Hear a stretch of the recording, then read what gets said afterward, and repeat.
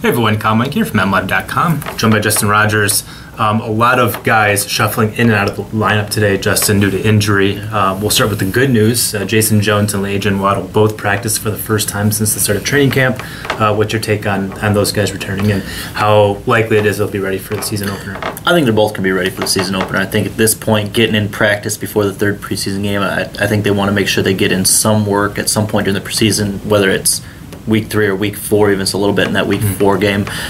Both big additions back to the lineup. We've seen the right tackle spot. It's been a mess. The run defense has been a mess. That's Jason Jones' specialty. So I think both those guys getting back in the lineup are really important additions to the roster for the team. Yeah, I think the bigger certainty is with Waddle on whether he'll be ready for the season opener. Just being out since last season with the ACL, and ACLs are a funny thing. You know, you got to go back real slowly from them, or you can suffer a setback, as we've seen numerous times. And specifically with Waddle, he has a long injury history at this point, at least for a guy who's only been in the league for 2 years. So I think they could be conservative with him. But I think worst case scenario, I think the likeliest scenario is that he's active for the first week. I'm just not sure if he's going to start or not, given how much time he's missed. But Jason Jones should have no issue, I think, being back, and that's a big boost for both sides of those lines because, you know, the Lions, their big weakness last year was the offensive line. Their big position of uncertainty going into this year is the defensive line with how many guys they've lost up there. So having those two guys back would be a huge help. Lions did. Go ahead. No, not only the big weakness, the offensive line, was the right tackle spot. Yeah. And as we've seen in the preseason, the right tackle spot has been bad. And I mean, later in Waddle at 85%, it's not like Waddle's a superstar. He's a solid player, but he is much better than what we've seen from that group as offered thus far. For sure. So that's the good news. Those guys are coming back. The bad news is the Lions practiced full out for the first time since their game against Washington. They did have a light practice on Friday, but it was just a walkthrough, a glorified walkthrough essentially. Today's practice was also short, but it was more intense. It was a regular practice for the most part. No Eric Ebron, no Karan Reed, no Larry Warford, no Ezekiel Ansah, no Kyle Van Noy, and a couple of others that are escaping me at this point. But those are the big ones, and I don't think there's much concern at this point about Ansah. I think it's a minor injury, at least from what Caldwell was saying. The ones you have to be concerned about are Reed and Warford because of the importance of their positions and dealing with ankle sprains. The Free Press has reported them as high ankle sprains, which can be kind of difficult to deal with. And then Kyle Van Noy, and that's the point I want to get to because he's a guy who missed the first half of last year after suffering the sports hernia. Justin and you and I both talked about how much that set back his development last year because with it being his rookie year, missing all that developmental time, and by the time he got back, he was kind of lost. And now we see the same thing, the same scenario presenting itself now with Van Noy struggling throughout camp and now dealing with an issue. Caldwell says he's not sure what has to be done, that it's getting worse and he has to have further medical testing done. He could be out a week or 3 months for all we know. It's too early to say on that note, but it does seem significant that he's going to miss more time, and it's just another hurdle for him in his development and for him to see the field. He's looked really bad in the preseason. The first game I thought he looked bad. He kind of had a couple nice plays at the end of the game, quarterback hit and a pass knockdown that I guess redeemed the performance. But I mean, you watched the Washington game. He looked lost on the field. He was overrunning plays. He was getting taken out easily by blocks. So an injury suddenly makes a lot of sense. We don't know exactly what it is. I don't know if this is another core injury, which I asked Caldwell that. He said it wasn't the same injury. Okay. Yeah. Either way, this is a guy that's behind in his development. It's a second-round pick. People are already throwing around the bust label. We try not to do that this early in a guy's career. Yep. But I mean, the team expected a ton from him when they drafted him. He was supposed to slide in the starting lineup. He's been passed by Tahir Whitehead, and Whitehead was winning this job with or without this injury.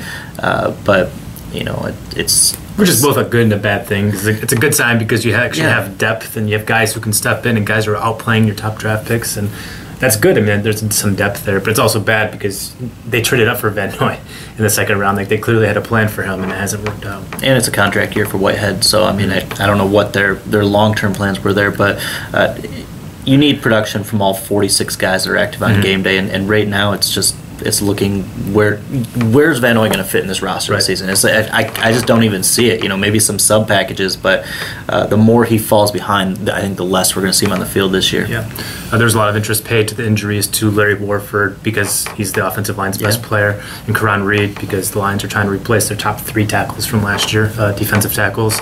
Both those guys suffered ankle injuries in the first quarter against Washington. We don't have a good read yet for how much time those guys will miss, but we did see today the first glimpse of how the Lions could replace them if these injuries become long term.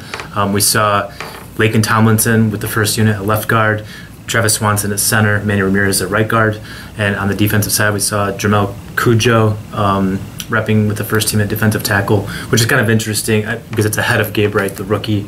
Your take from that situation? I'm more concerned about the defensive line. They've got more depth issues right now with Ansah, and that's probably a short-term ankle injury. Reed's got a high ankle sprain. We saw how long high ankle sprains can linger with Calvin Johnson last year. It was a good third of the season. And then Haloti Nada's still out, and so they're really hurting for depth on a group that's been made over. We assume Jason Jones is going to be up to full strength and up to speed soon, but again, it's an injury situation. I could always have a setback. I feel more confident looking at the depth on the offensive line. Guys like Taylor Boggs, Manny Ramirez with some experience, both pretty technically sound players.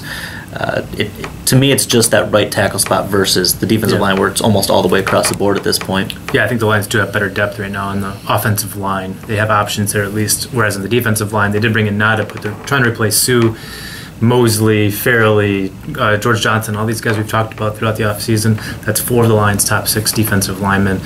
You've got, Jones came to practice today, but he hasn't practiced up until this point. Nada still has not practiced, and now you have Karan Reed out, who had been billed by players and coaches and everyone around Allen Park as the defense's most improved player.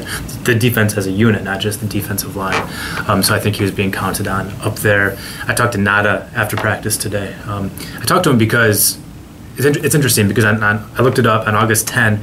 I asked Jim Caldwell about Nada and how much, if he was concerned that Nada would miss the season opener. And he said, no, I'm not concerned at all. And in fact, I think could be back well before the season opener. There was no doubt in his mind that Nada would be back at some point before the season opener. Today, he was a lot more wishy-washy on his status, saying you never really know. I don't know when he'll be back, or I don't know if he'll miss the opener. Those are things he normally says when we ask about injured guys, and normally that wouldn't raise a red flag for me, Justin. But just given how confident he was 2 weeks ago about Nada, and now he's backing off those comments, it could be nothing. It could also be a sign that he's not progressing as the team would like. Yeah, I mean, I look at Nada's history. He's a pretty durable guy. I think he plays through pain. I think when the chips are on the table and the regular season's there, I think he'll fight his way onto the field. But like a high ankle sprain, hamstring injuries for anyone that's ever had them, and I think most anyone that's ever played any sports, tweaked a hamstring, they just have a way of lingering and easily being tweaked again. And now imagine you're trying to support 340 pounds on that hamstring. That's a lot of weight. It's a big man, and so he's in there. That's got to fully recover.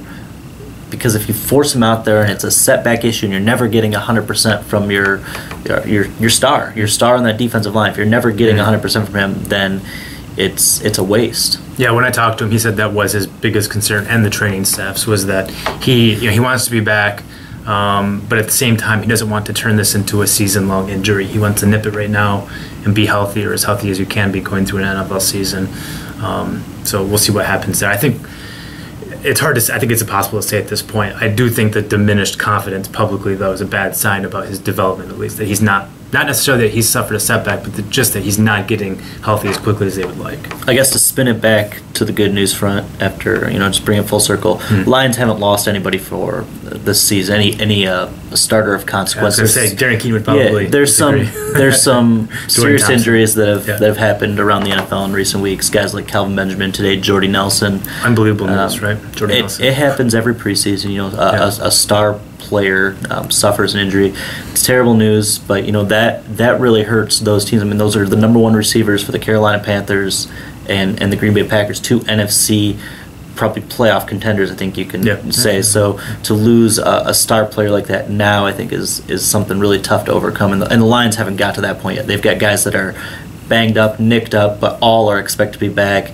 if not by week 1, but at least early in the season. The Bears and Vikings have both suffered their own share of injuries as well to this point. I think the Lions are maybe at this point the healthiest team in the NFC North. Go figure. Yeah. For Dustin Rogers, I'm Kyle Meinke, both healthy as far as I know. Where I'm live, keep it right here.